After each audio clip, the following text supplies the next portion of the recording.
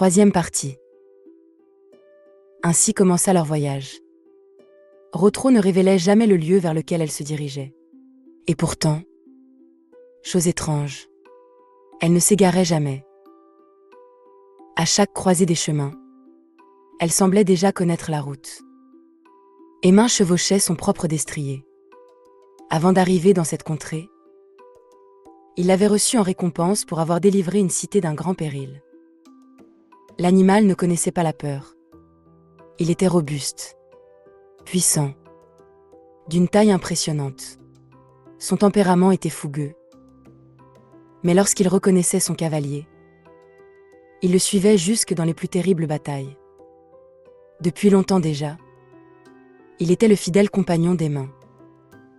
Son nom était Déagé. Après plusieurs jours de route, les voyageurs aperçurent un petit village. Le premier à venir à leur rencontre fut un enfant vêtu de haillons. Ses yeux s'attardèrent sur les pierres précieuses qui ornaient le harnais du cheval blanc de Rotro. Puis, soudainement, il arracha l'une d'elles et s'enfuit à toutes jambes. La voix de Rotro fendit l'air. « Arrête-toi !» Elle tourna aussitôt sa monture.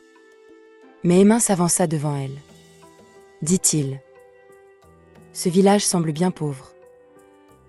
Ne pourrions-nous pas fermer les yeux sur ce larcin ?» Rotro répondit d'une voix froide.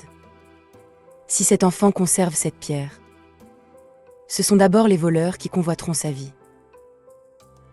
Et s'il apprend que l'on peut voler pour survivre, alors le chemin qui mène au brigandage lui paraîtra bientôt naturel. » Emma réfléchit un moment. Puis il descendit de cheval. Seul, il partit à la poursuite de l'enfant. Les paroles de Rotro ne tardèrent pas à se révéler justes. Déjà les villageois avaient capturé le garçon. Ils l'avaient battu à coups de bâton et lui avaient repris le joyau.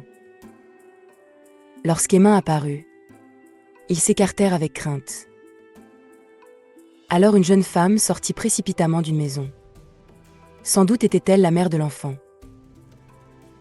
Elle serra le garçon blessé contre elle et dit d'une voix tremblante. « Il a déjà reçu son châtiment. Je vous en supplie, faites-lui grâce. » Emma répondit avec douceur. « Lorsqu'une faute est punie, tout est-il vraiment terminé ? Nous voyageons avec des chevaux. Montrez-nous un endroit où ils pourront boire et je vous offrirai de quoi nourrir votre famille pour cette nuit. » À cet instant, Rotro arriva à son tour, tenant Déagé par la bride. Elle mit pied à terre avec l'aide des mains. La jeune femme les conduisit sous un vaste arbre. Là, ils attachèrent leur monture. Discrètement, Emma remit quelques provisions à la mère. En échange, elle apporta de l'eau pour les chevaux. Puis Emma examina les blessures de l'enfant. Son dos était rouge et gonflé. Le chevalier écrasa des herbes médicinales et les appliqua sur les plaies à l'aide d'un linge. Rotro observait chacun de ses gestes. Enfin, elle dit « Vous accomplissez cela avec beaucoup d'assurance. » Emma sourit. « Dans ma jeunesse, j'ai vécu quelque temps auprès d'un médecin. J'ai retenu quelques enseignements utiles. » Répondit Rotro. « Voilà qui est surprenant.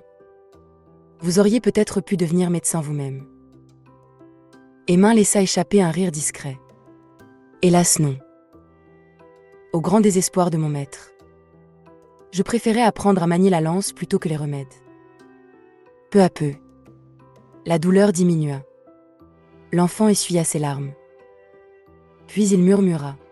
« Merci. » Emma posa une main sur son épaule.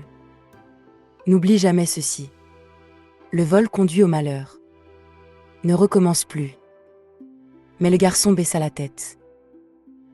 Pourtant, un marchand passe parfois ici. Il échange les objets volés contre des fourrures et du bois de chauffage. À cet instant, la mère revint avec plusieurs couvertures. Emma lui demanda « Pourquoi avoir bâti votre village en pareil endroit ?»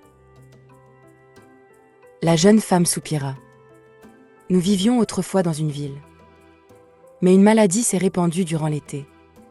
Et nous avons dû fuir. Une rivière coulait ici. Nous avons cru pouvoir recommencer une vie nouvelle. Mais la route est proche. Les brigands passent. Les marchands aussi. Nous savons le danger qui nous entoure. Mais nous n'avons plus la force de repartir ailleurs. Elle était encore jeune. Ses yeux rencontrèrent ceux des mains. Puis, timidement, elle posa la main sur sa jambe. Mais lorsqu'elle aperçut Rotro, son visage pâlit brusquement. Une peur soudaine traversa son regard. Sans un mot, elle retourna précipitamment dans sa maison. Et le lendemain matin, un malheur survint. DAG avait disparu.